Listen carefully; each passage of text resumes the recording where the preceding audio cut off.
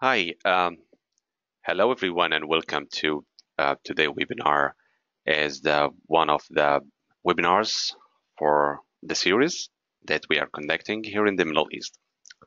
So today we will cover a lot of things in the agenda, and we need to be more familiar with SOLIDWORKS PDM, Product Data Management.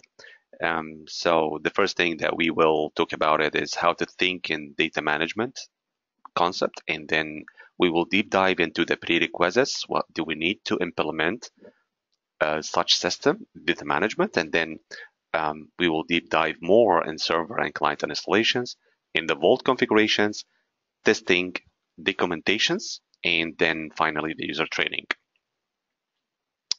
So if you have any comments or maybe any questions, please make sure to put it in the question area. Just even through we are working through the demonstration.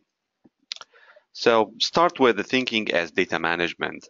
As today in SOLIDWORKS, we have a lot of solutions in our portfolio, starting from the concept design, moving to the mechanical, electrical designs, and even in the validation and technical communications through the quality and manufacturing. Through all of these cycle, we have a lot of files to manage, and for that purpose, we are introducing SOLIDWORKS PDM. And think about it in a process, starting from the concept design and moving to the mechanical electrical design. Think about that your design of the part, it's not only your part assembly and drawing files, it's more than that. Start from the initial request from your sales or from your customers, and then you need to manage these requests back and forth from the initial design until you get approval of your final design. So this could be an email, could be a freehand sketch, could be a request through the project specifications file and the Word file, could be a lot of type of files.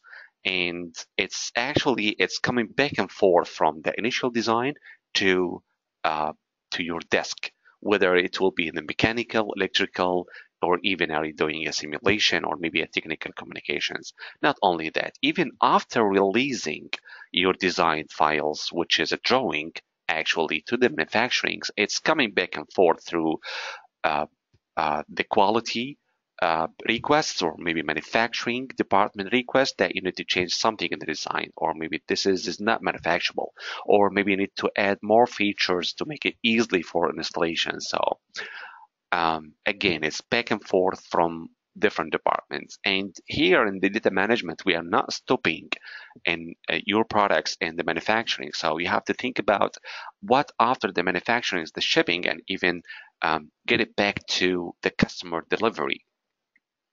And again, through all the process, a lot of informations and files and data coming back and forth from all departments through the designs. And we have a lot of questions here.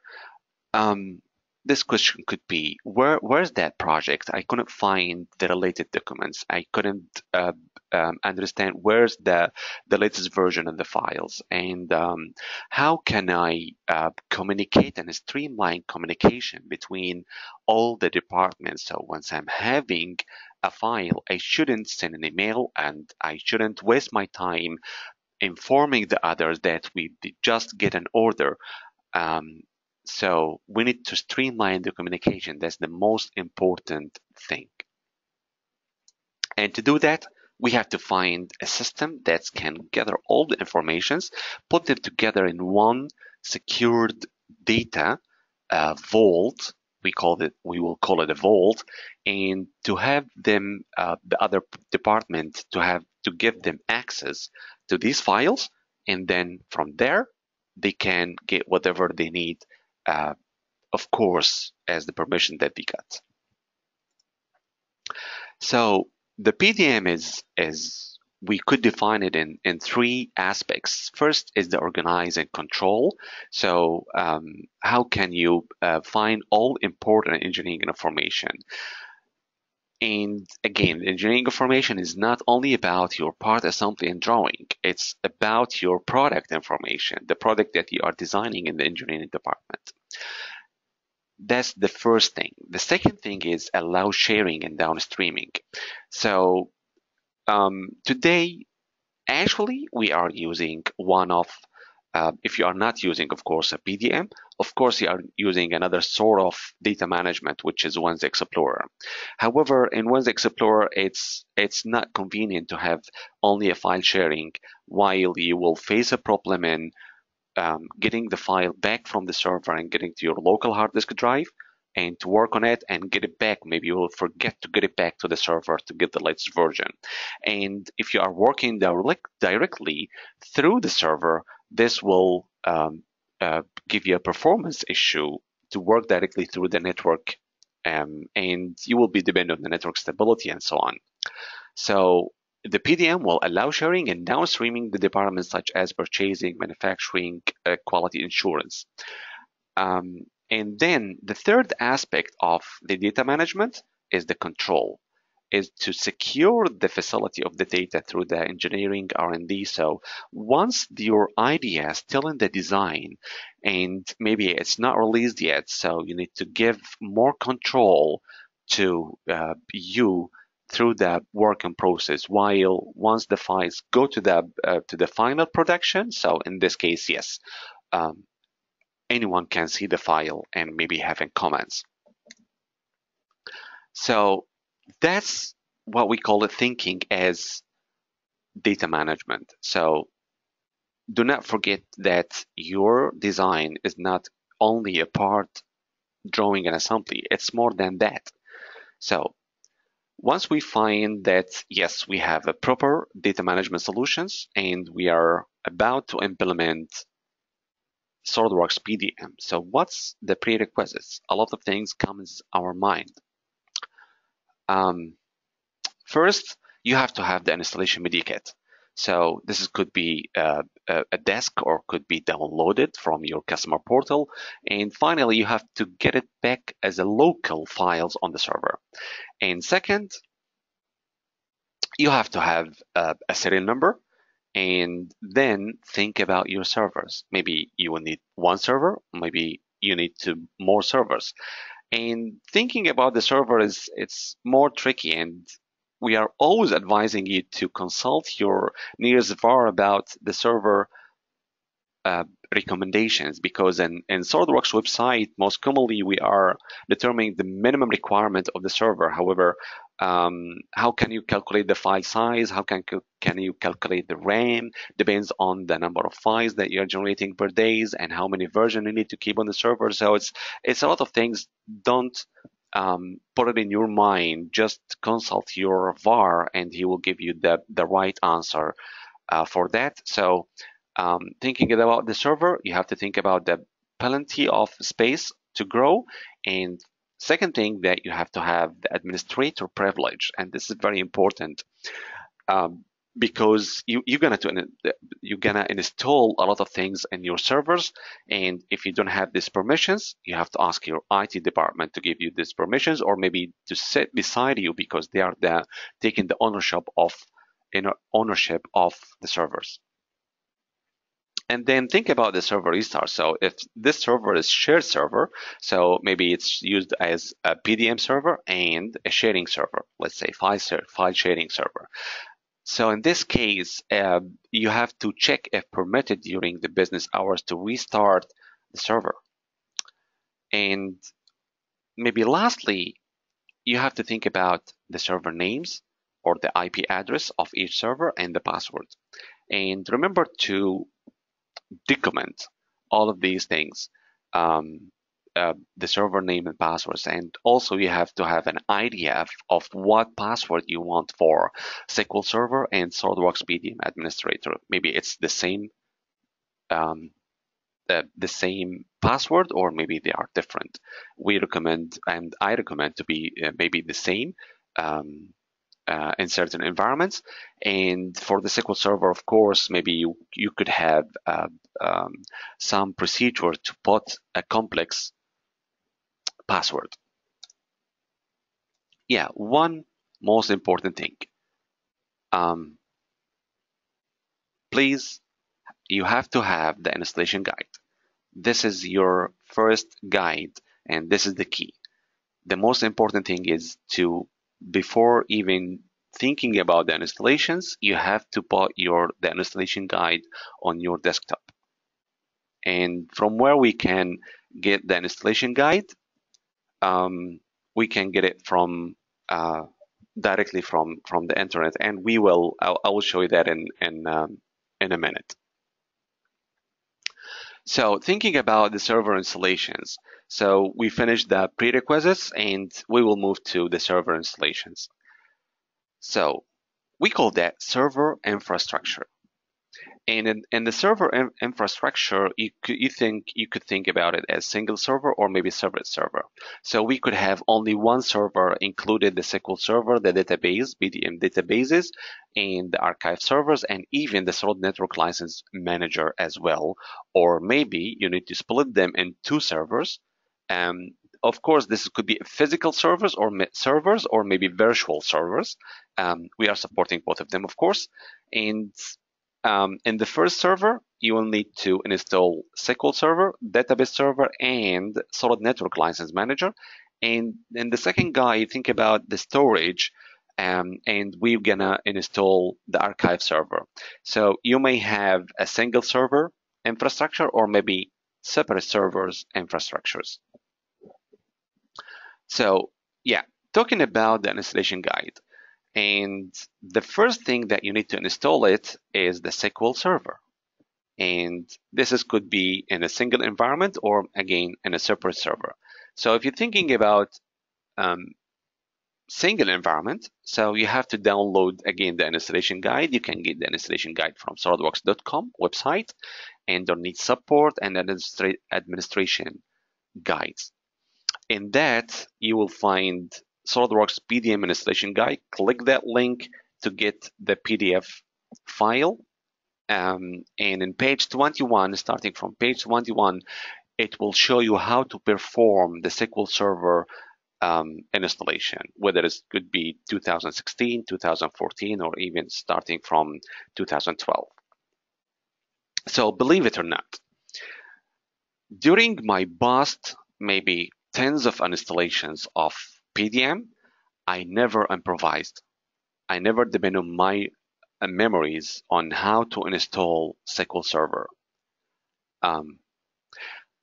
Because most of the time we are mechanical engineers and we don't have a deep knowledge of the IT things. So we preferred always to get back to the PDM installation guide and just follow the instructions literally. So you have to go from one step to the other step and make sure that you fulfill the previous one to be able to go to the next one. And once you've done that, I guarantee to you that you will have a perfect installation of the SQL Server, Microsoft SQL Server. And once you install it, and this installation could take from 20 to 30 minutes maximum. And once you install it, you will go to the SQL Management Studio, and you can do that with the Start menu and then SQL Management Studio. And you have to pick the server name. And if you couldn't find the server name, you have to type it yourself or maybe copy it from the computer name.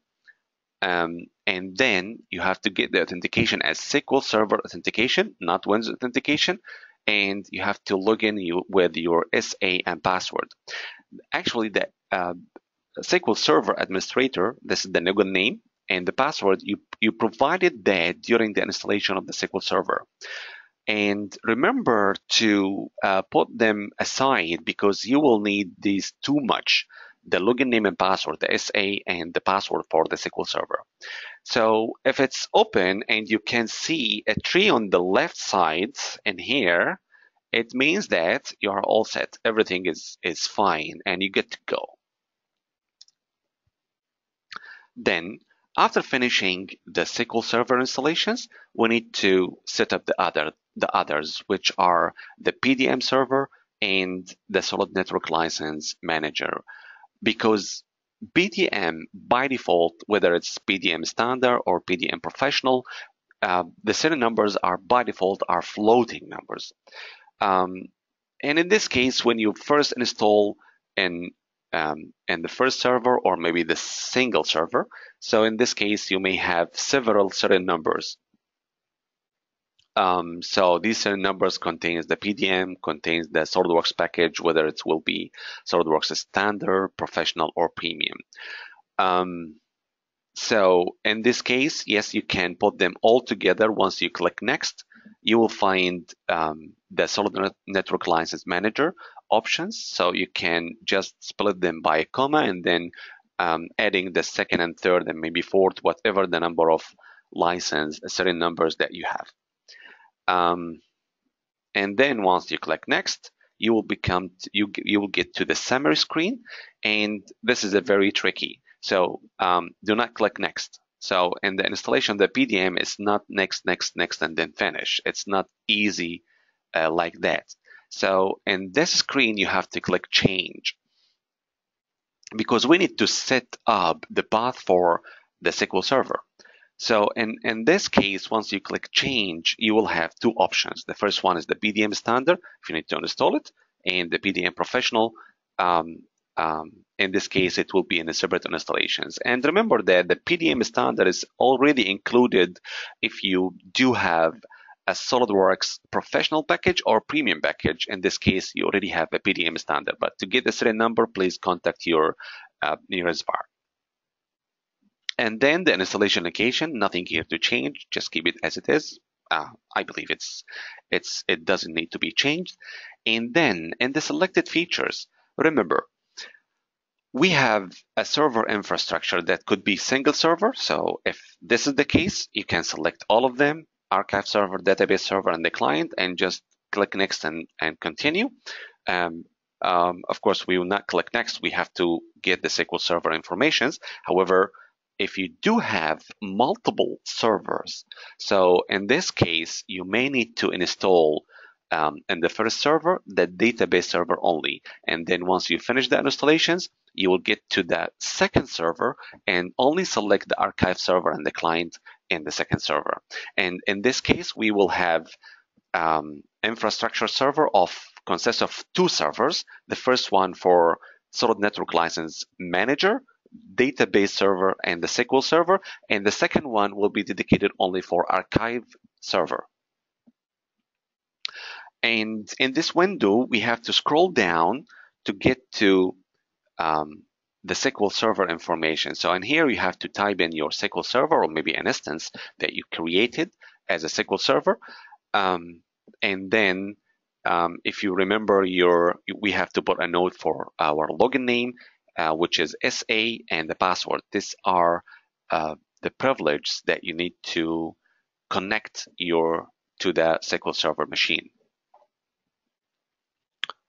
Then if you click Next, it will gonna start to install the prerequisites. Of course, one of the prerequisites is .NET Framework 3.5, and this is a little bit tricky, but we can discuss this later in a later webinars.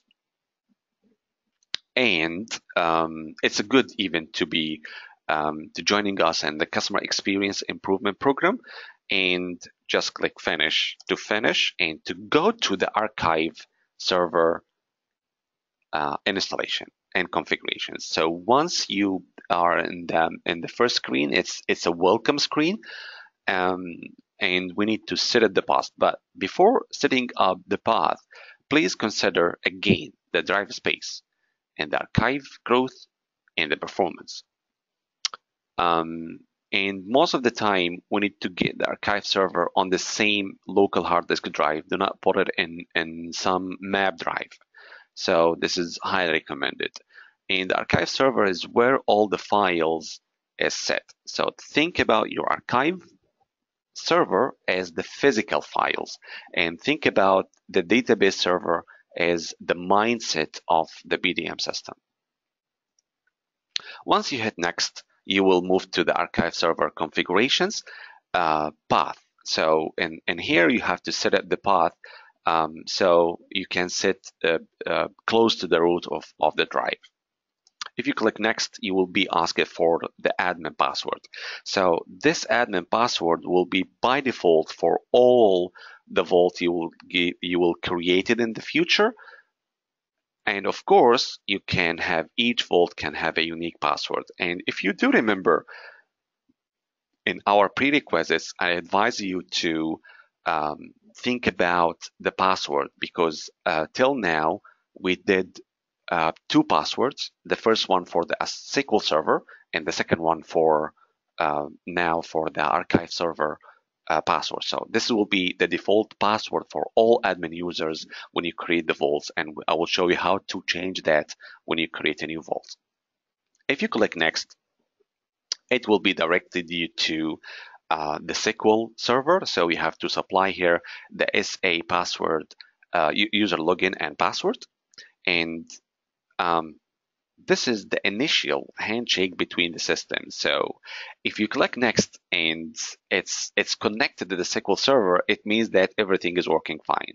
Most probably when you have a single environment, single server, the connection would be very easily, because it's not connected to another machine. It's connected to the same machines. But if you do have multiple servers, infrastructure, let's say 2 servers. So in this case, in this screen, once you click next, the archive server will start to communicate with the SQL server and to get information according to the login name and password.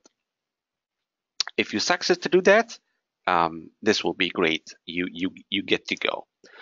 In the next screen, this is regarding to the security. So in the left side here, it will list you all the available users and group in your current archive server machines.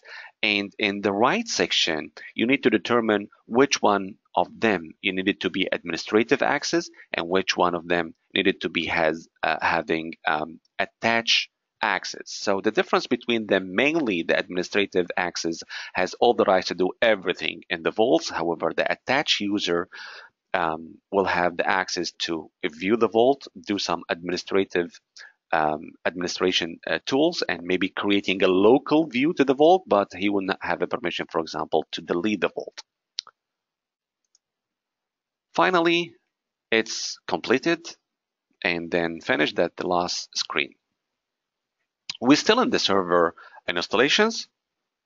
And do not forget that once we finish the installations of the main component, which is the archive database and the client, we finished that, but we did not activate the Solid Network License server information. So do not forget to activate it. So you have to go to your start menu, going to the Solid Network License Manager and get this screen. Check the box if you have a firewall active in your server. If you don't, just uncheck the box, and then keep the port number as it is. No need to change it. And then in the next screen, you have all the serial numbers that you have stated while the installations. And then you have to type in your email and you get to go if you click next. And of course, you have to select all to activate all the package of SOLIDWORKS products. And you will have a successful activation. And of course, the most important activation that we have to take care of it, which is SOLIDWORKS PDM Professional CAD Editor if you are using SOLIDWORKS PDM Professionals, and if you are using SOLIDWORKS PDM Standard, it will be stated here and how many license will be there. So if you get that active, it means that you get to go. You have your license and your Solid Network License Manager is good to go. And remember to get the server name of the server that you installed the Solid Network License Manager on. Okay, so we finished the server and client installations. Let's go to the vault configuration. Everything is installed now, but we still need to create the vaults, and maybe we need to create a vault view, which we call it a local view. And then let's configure the basic things inside the vault. So From your start menu, you can hit the SOLIDWORKS PDM administrations, and we call that PDM admin console. And if you right-click your archive server there, you can click create new vault. And make it simple. Just start with, let's say, sandbox. This is the name of the vault. And try not to name it with a public name, just like folder 01 or maybe temp. Try to avoid the existing name that you have it already. I mean, the common name. Once you get that, create a new vault, a welcome screen will appear. Actually, it's not shown here. And if you click next after the welcome screen, you will get the access to have a vault name and the vault description.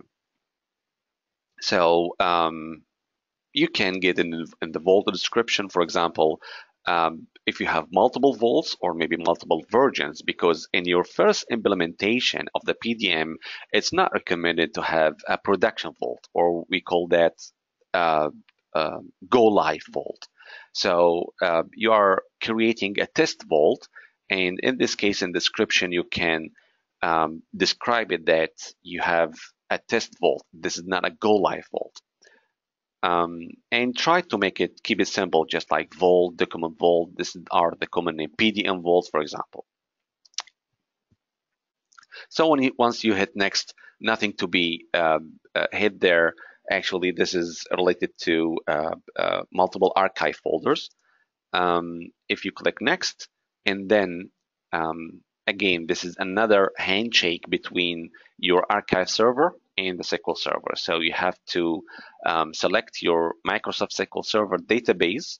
And if it's not included there, you have to copy and paste the server name, or maybe you can type it directly. And in the database name, this is the database that will be created in Microsoft SQL Server machine. So in the SQL Server machine, there will be a database connected directly to your vault. And we prefer the database name is the same name to be in the same name as the vault name. If you hit next, then it will be directed you for the first vault. Actually, it will be directed you to the license server, just to make sure that you have a proper server name. So what you have to do here, if it's not exist, if your Solid Network license server it's not exist in the same machine, you have to click add and then add the port number, add the server name. If you click next, then you will have to select the language and data format. And remember, the date format is the format what you get it into your data card. So remember to put the format you would like to have it in the data card, in the metadata of the file even. And if you click next, again, it will be asking you about, do you need to use that default admin password for the archive server? If you remember, once we are installing the archive server and configuring the archive server, we did ask it about what will be the default admin password. And here we can use, while creating the vault, we can use the same default admin password, or maybe no, I need to change it for that vault and select another admin password. If you click next, we will move to the next screen, which is the real configuration actually of your vault. And the first option will introduce to, if you have a previous configurations, and this is not in our case, to select a CEX file, and I will show you how to export a CEX file in this webinar. And the second option is to select from one of the predefined configurations. And what do we have here? We have three predefines. The first one is the default configurations. We call it default. And in the default, you will have multiple options, a lot of data cards, a lot of search cards, a lot of maybe even the workflow we'll introduce it later. However, you need to a lot of tasks, so you need to select from them. And it's a little bit tricky. You have to understand what you need to select. But if you are your first introduced to the PDM, I advising you to go to the quick start directly, because it's a minimum options and nothing to be selected. Just accept what you have here. And of course, the empty vault, it means that nothing will be there. It means that you will not have any data cards, any workflows, any variables, nothing will be there. You have to start from scratch, from zero. If you click next, for example, I will start with a quick start, and then this is the configuration that you will have in a quick start. It's very minimum. Bill of material, the cars, the search support. So all of these will be created automatically once you click finish. Then once you click finish, you just created the configuration of the vault, the basic configuration of the vault. However, you do not have yet a client view. So we need to give an access to the user to have the client view. And to do that, you can do it from by two ways. The first way is to go to Start menu and then go to the SOLIDWORKS PDM and then View Setup. And the second way is to open the PDM console and then right-click the vault, and then from the right mouse button, the in context menu, select Create Local View. So whatever you get, you will have this nice window, which will actually, the first window is a welcome screen, and the second window will be selecting the archive server. So if you have many archive servers, it will be listed here. However, if you have only one, you just need to select the box and make sure the status will be connected. Then if you click next, the next window is to select the vault. So in this window, you will have all the vaults that has been created. This is the sandbox, for example, and you need to check the box which vault configuration the client on this machine needed to be connected to. Good to go. And the final message, the final thing in the wizard, it will asking you where do you need to put your folder, your main root of the vault. Where do you need to place it? So you can place it in C, or maybe browse to the D drive or whatever drive you would like to have it. Of course, it should be a local drive. And by this, you're gonna finish the client view, or maybe we can call it a local view. And then you can come back to the PDM admin console. So in the PDM admin console, you will have a very long tree. We call that nodes, each one of them. And if you explore the nodes, frankly speaking, when I first started implementing the PDM, I have no idea from where should I start, because a lot of nodes are there. However, I will give you some tricks today, some tips on what's the straightforward way to start with. First thing first, which is the user. So you have to add the users and go to the user node, right click and then add user, and this nice dialog box will appear in the screen, and then click new user. In this case, you will have the ability to add more users. And remember one thing, that the login name will not be able to change it after click next.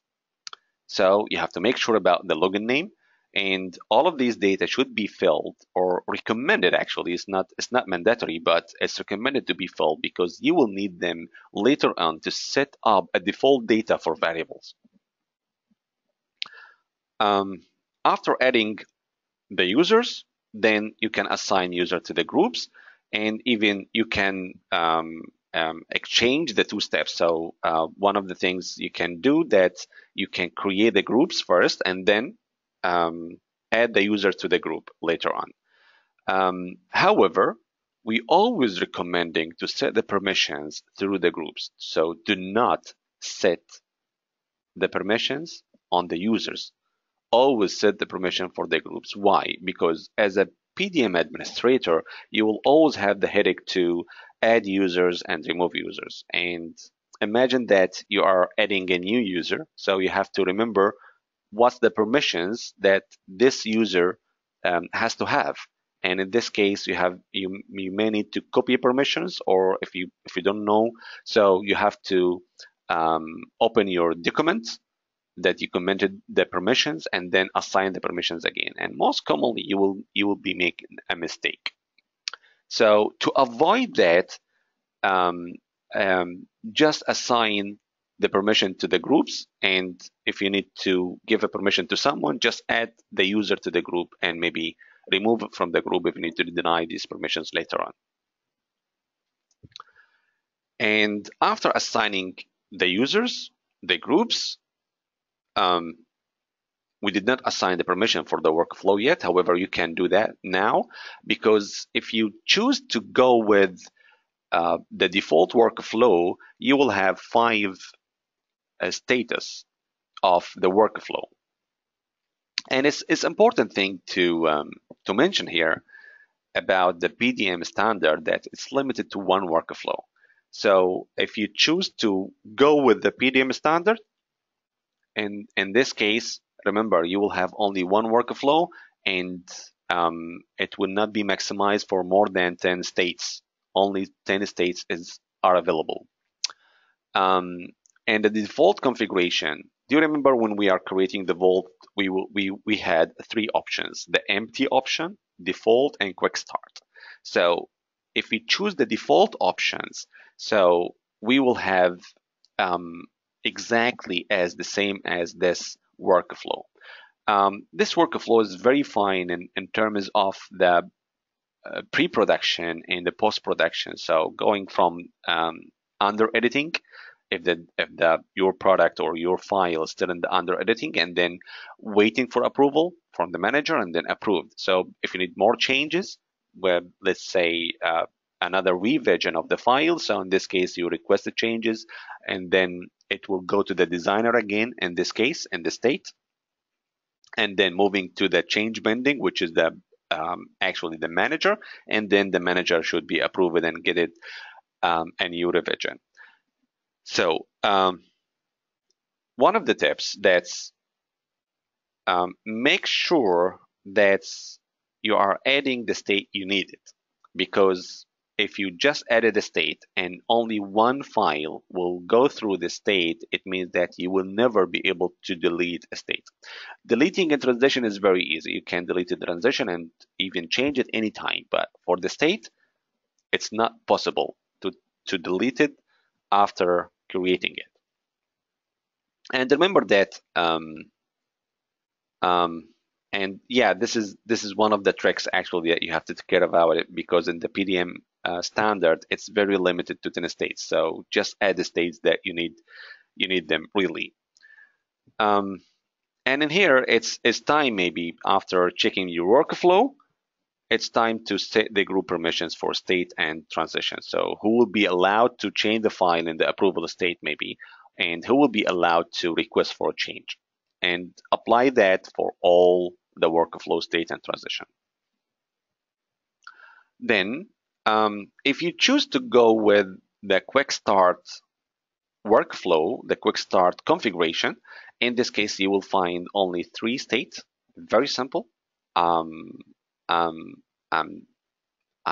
really preferring the workflow of the QuickStart, because it's allowing you more room to grow.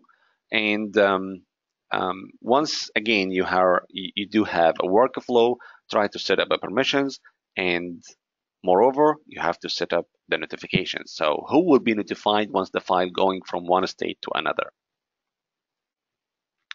Then we finished the users, groups, workflow, and then the most important thing is the cards. And to understand the cards, it's the metadata that's coming back and forth from within attached to the file. So in SOLIDWORKS PDM, we have multiple type of cards. They could be a file cards, folder cards, search cards, item cards, complete cards. However, to speak about the file cards, it's really specific to the folder and file extension. So for example, I'm having here a folder 5. So this is the main root, and this is what we call it a folder structure. And you may have in the main root multiple folders, and even in one of the folders, you could have subfolders.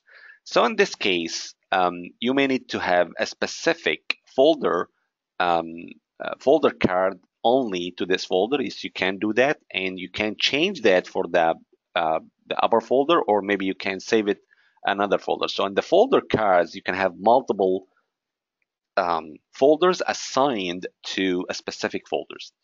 And in the file cards also is the same. However, it's also extension specific. So you can have a data card specific only for Word files or Excel files, or maybe one data card combining all the extensions together. So if we are speaking about the data card, it will be created automatically. The basics, of course, when you are selecting the default configuration or the QuickStart configurations. However, if you need to change in the data card and you right-click one of them and click Edit, this will bring you the card editor window. In the card editor window, each field needs a variable. Remember that. So in the part number, for example, it should be assigned to somewhere in the database, and we call that variable. So the variable actually is the attribute that push and pull data from the files, and we do always prefer to make it simple, and that's why I'm preferring to combine extensions. So if you have SOLIDWORKS part, drawing, and assembly data card, we prefer as much as you can to combine one data card for all extensions, if it's possible. Moving to the variables, because defining a variable is something that you will do it a lot during your implementations. So these are most of the variables that you're gonna have it once you have the default configurations. And remember that you have to set up a variable name. And for these three options, I do prefer not to select them because really they are tricky. And maybe later on we will have more discussion about these three options. And this is the attribute area. This is the way that you can interact with the files. So your variable inside the PDM will push the data to the description properties inside these extensions, and can push and pull, of course, the description property attributes in these type of extension, DWG, DXF. So you have to know what type of block that you are dealing with and what's the attribute name that you need to link it with the variable.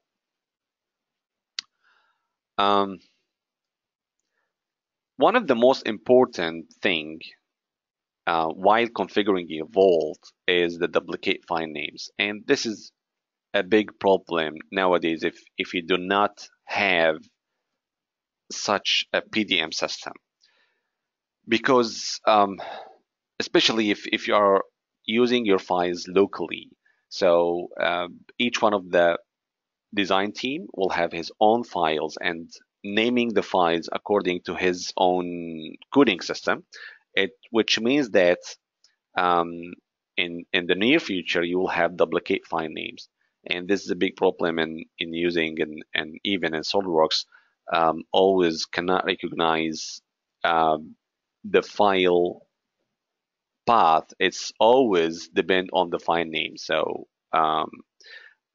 we always even recommending with using SOLIDWORKS, do not duplicate the file names.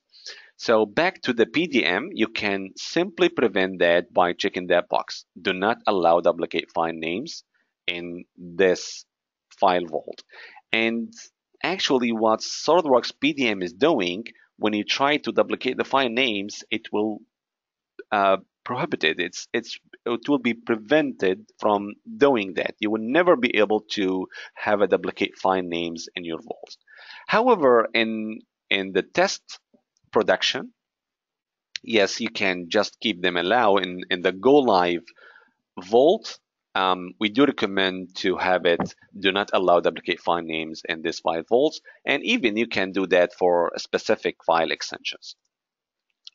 Again, one of the basics, just to review your revision scheme. So in the node tree, we could have revisions node.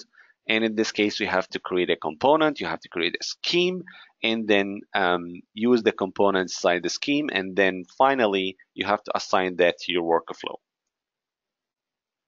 Bill of materials, again, one of the basics. So you have to create a standard bill of material. Actually, it's been created by default using the default configurations. If you go to the default configurations or maybe the QuickStart configurations, and what's in there, you can change the order, and even you can add more columns. And remember that all of these are taken from the variables. So do care about your variables and do care about your attributes, because these are the the bottom line that you can build all the informations on the top of them. And of course, you can assign permissions for user. Of course, it's groups, not users. So if you can have more groups here, you can assign some permissions, just like in activate computed BOM or maybe see computed BOM. Because in PDM, we can have multiple types of BOM and even multiple views of each type of BOM. Back to the tree, we have introduced how can we make a users, how can we make a groups, and how can we get an access to the workflow, the data cards, and then the variables. And even we have get introduction about the revisions and how can we prevent duplicate the file names, so the file types, file names and file types. So you can do that from file types. So these are the basics. However, to add more fruit to the to your system, sorry, you can go for a couple of options, like how can you get a certain numbers. For example, it's a very useful option to have automatic file naming and part numbering for your files. And one of the good option as well is the list. So having a list will give you more smart automations in your data cards. So a lot of options are there. Maybe the toolbox, yes, it's something that you need to think about it on how can you control your toolbox through and copy it inside the Vault and control it using the PDM. So we finish almost with the basics of the Vault configurations, and let's move into the testing and documentations. What about the documentations? Please document everything. Everything should be documented, starting from the server installations, what the name of the server, the password, the IP address, everything should be documented. And even moving to the configuration, what type of configuration that you placed, how many groups, what are the name of the groups, what the permissions that you are assigning to the groups, what the workflow that you did, everything should be documented. And to export the current settings from the Vault, right-click the Vault and then export. And then once you click Save, you will have a CEX file that we mentioned early in the first configuring the Vault. And one advice to you is to take as long as you need, get it right. So do not go live until you find this is a nice Vault. This is the dependable Vault. This is the Vault that you can really could be reliable. And create production Vault only once you are satisfied with the testing. So testing, testing, testing, testing until you find that everything is fine. And moving to the user training, actually, it's not a big headache, the user training, especially that it's not really things to more things to learn, because it's, the PDM is embedded inside the Windows Explorer. So you may have to have some videos, short videos, to let the user understand how can they make the basic things like how can they log into the vault, check in the file, check out the files, how can make a copy tree, how can they make get access to the history, how can they get a previous version. So these type of videos will be very helpful for the users, and this is another type of documentation, by the way. It's a good thing also to hold the weekly meetings at the first, so maybe in the first month of the implementation. So we prefer to have a weekly meeting just to review what we have as a challenges, what we have done so far, what's the status of the vault, who's doing what and when. And the first thing and the last thing, actually, it's all about commitment.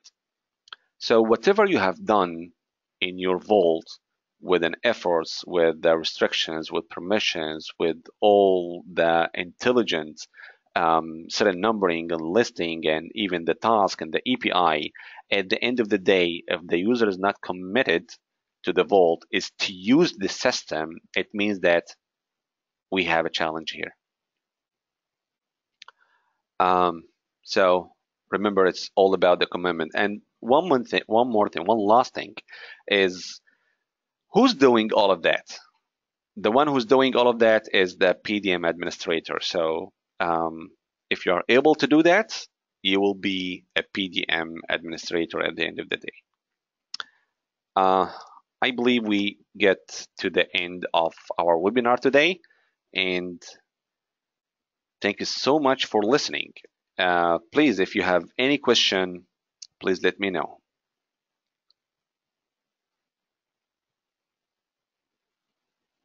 So I could be waiting for 5 seconds.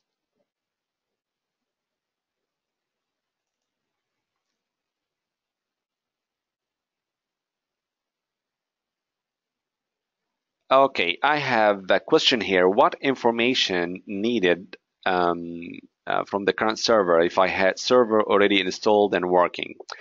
It seemed that as I could understand, that you already have PDM installed in the server and its infrastructure as one server.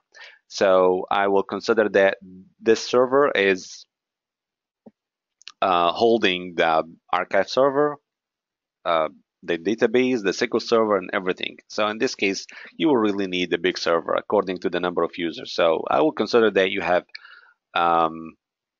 more than one user. Let's say, actually, it's not more than one user. I will consider that it's 5 users, and I will considering that one user is producing, let's say, 50 file per day, and the 50 file could be with 2 versions per day, which means that 100 file. So we are counting a big amount of data then. So if my assumption is right, so I do recommend for you to have servers that at least 32 gigabyte RAM and with a space of, let's say, at least 1 terabyte, because we are considering that in the next 10 years, or maybe at least 5 years expansion. So so these are the most important things: the RAM, of course, the processor, and the hard disk drive. And the information needed to calculate the server is the users, how many files you need to produce it per day, and how many versions you need to keep it on the file server. So these are the most basics information to calculate the server capacity. Okay, the second question is, could we email with this great presentation slides? Yes, sure. It will be recorded and I will give it to you.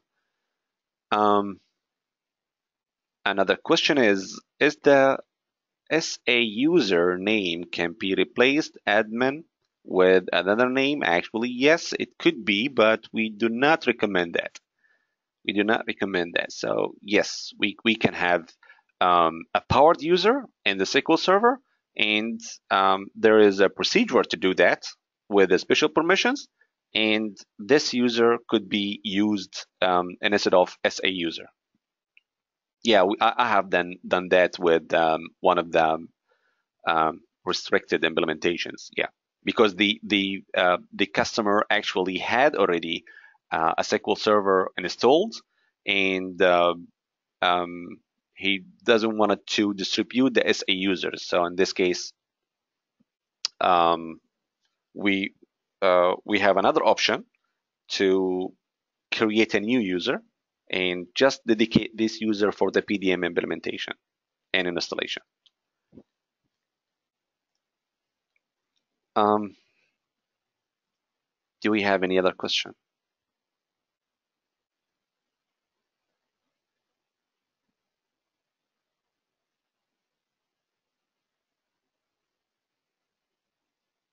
Okay, so it seems that there's no more questions.